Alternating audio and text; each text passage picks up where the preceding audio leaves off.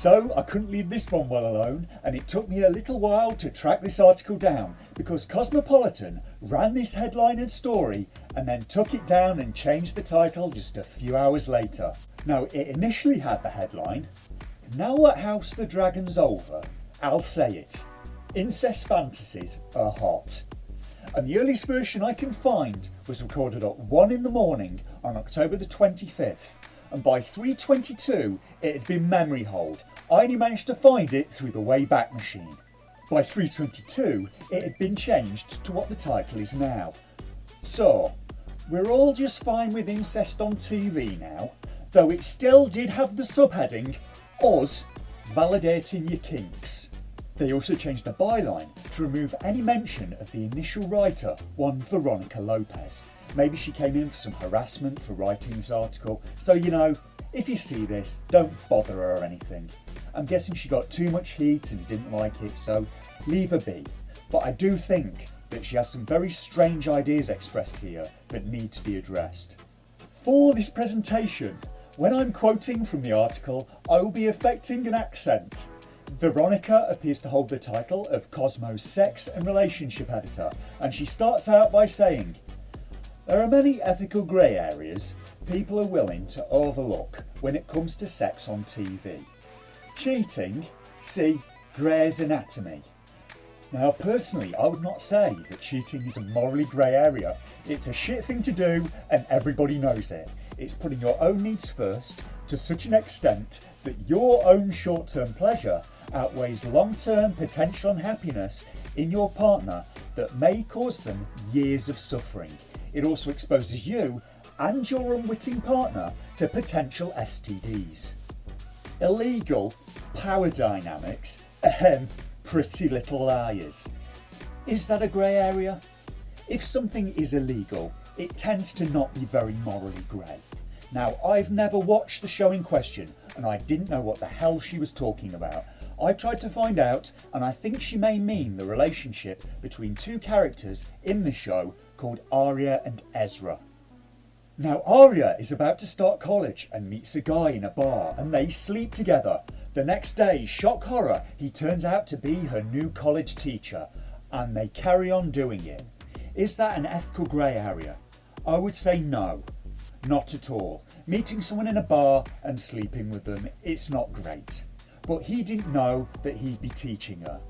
But at the moment he becomes her teacher, he has a duty of care, so carrying on the relationship is a big no-no.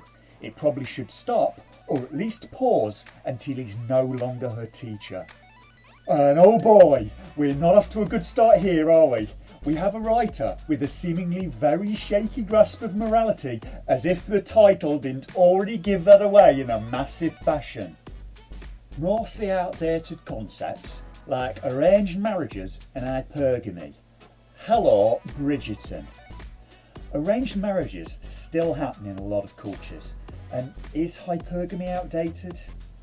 Now, hypergamy is the action of marrying or forming a sexual relationship with a person of a superior sociological or educational background. From a study I found, women were 93% more likely to marry men in higher income deciles than themselves among couples in which the wife had more education than the husband. The study concluded that men and women continue to form marriages where the wife's socioeconomic status doesn't exceed the husband's. So it would appear that not only is hypergamy alive and well, women become more hypergamous the greater their level of education. The study found that the more educated women were, the more they sought out rich partners. And the list goes on. But if the chemistry's right and the sex is hot, the details and the circumstances around the relationships don't really matter. Fans are going to ship them anyway. No, the details and circumstances do matter. But incest, that feels like a bit much, right? Right? Yes, that feels a bit much. Now, my initial knee-jerk response to this article and the incest content in House the Dragon was, kill it with fire. But as I found myself responding to Veronica Lopez's article, I found myself thinking about deeper questions. Am I just responding in the same way to this content as people did a few decades ago to things like violent video games or video nasties, with such surety of their moral position but no data to back it up? So I've been thinking about some of the issues presented here. Is the inclusion of incest to such a large degree in George R.R. Martin's work a good or a bad thing? Because I'm starting out from the position that I do not agree that all kinks should be embraced or tolerated.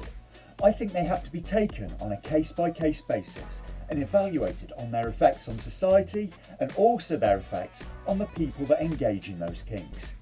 I think we need to drop this whole don't kink shame thing right off the bat. If someone's kink is sexual assaulting strangers in parks, then I'm not validating that kink.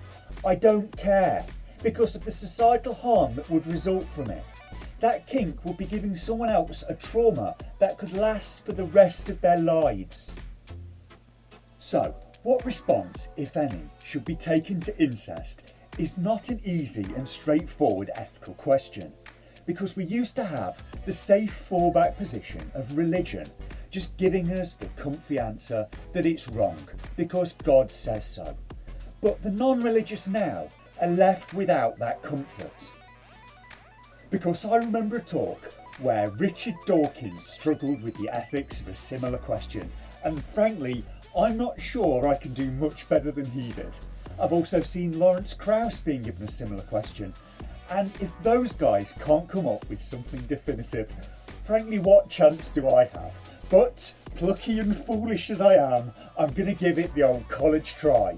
Answering the question, that is, not the incest. So, here is Lawrence Krauss trying to answer this difficult question. Why is incest wrong? It's not clear to me that it's wrong. Okay. It's clear to me. There's an evolution. No, listen to me. Listen to me. And you can hear the response that Lawrence gets from the audience for that answer. Lawrence here is talking in front of a group of religious people, and you can see the knee-jerk moral certainty that they get given by their religion. But if you ask me a priori, for example, the question, if a brother and a sister loved each other and used contraception, is there something absolutely morally wrong about that? And then, by the way, and it was once, and they went off and it didn't affect anything else, I'd have to think about it, because I don't think there's any absolute condemnation of that fact. If they love each other and care for each other and they go off and it doesn't affect anything else, okay. Would I recommend it? No. Would I be particularly happy about it? But would I be willing to listen to those arguments? If they were rational, maybe. So, without religion, how can we approach this topic ethically? For starters, the ethics are easy if it's related to child sexual abuse. The data seems to clearly show the long-term harm to the child that it causes in a large number of cases. And what's also cited is the power dynamic between a parent and a child that makes the relationship, in some people's view, innately unhealthy. But what if both people in the incestuous relationship are adults? As far as I've been able to find, there doesn't seem to be much definitive evidence on the effects of what a relationship of this kind does psychologically to the participants in it. And there seems to be a real lack of data, maybe due to the stigma. I can understand adults in this kind of relationship not exactly wanting to broadcast it. So if they're both consenting adults and there's no imbalance in the power dynamic, what at that point makes it morally wrong? It's long been seen as unethical because in the event children result from the encounter, there's a higher chance of genetic problems. And interestingly, this may be the root of the initial religious response. It's entirely believable that people saw their sick children and with superstitious minds saw it as a punishment from God for their behaviour. The question Dawkins was posed to my member of the crowd was, what if it's an incestuous relationship between two sisters? And Dawkins ended up pretty stumped. I think you're absolutely right. I can see no reason at all why these two sisters shouldn't marry if they want to. If the two sisters are the same age, so no power dynamic, There's no chance of children because they're both women, and they don't seem to be hurting anyone else. One suggestion I saw raised was that it could be unethical because the sisters will not produce any children, and this could be immoral because it's bad for society.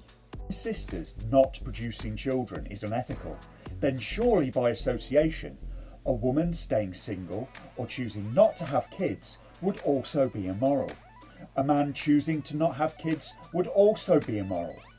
It also raised the question that is sex that doesn't produce children therefore also morally wrong? Would that also make homosexuality wrong? How about if the twin sisters in this example used sperm donation to have a child? Would that make their relationship at that point ethical? How about if they adopted? And those questions, I fear, will be going too far off topic, and I'm not sure I even want to touch them with a barge pole. And here I think I arrived at the best answer I'm going to get to both this and the House of the Dragon problem simultaneously. I think the response has to be data driven. So before a stance is taken on this kind of relationship, data needs to be gathered in order to make an educated determination. And I think the same applies to House of the Dragon and its incest content. I think we need to know what effects, if any, this sort of content has on the viewer before it sees widespread release. Is it just harmless escapism, or is it having an effect on the psychology and actions of the people watching it? Because there are worrying things that we can take from other studies, such as a UK government study from 2020 titled The Relationship Between Pornography Use and Harmful Sexual Attitudes and Behaviours. And this review found evidence of an influential relationship between use of pornography and harmful sexual attitudes and behaviours towards women. I also found a paper titled The Association Between Exposure to Violent Pornography and Teen Dating Violence in Grade 10 High School Students. And in this paper it was stated that violent pornography exposure was associated with all types of teen dating violence, though patterns differed by gender. Boys exposed to violent pornography were 2 to 3 times more likely to report sexual TDV perpetration and victimisation and physical TDV victimisation, while girls exposed to violent pornography were over 1.5 times more likely to perpetrate threatening TDV compared to their non-exposed counterparts. And this is concerning because it demonstrates that exposure to viewed material would seem to cause changes in its viewers that can translate into real-world actions. And I can only think of a few possible outcomes for the kind of content that you're getting in House of the Dragon. It may produce no effect at all. It may increase people's tendency to engage in incestuous relationships. Through some mechanism, it could decrease people's tendency to engage in incestuous relationships, or it could do a muddy mixture of all of these three. It could also feasibly have different effects on different people.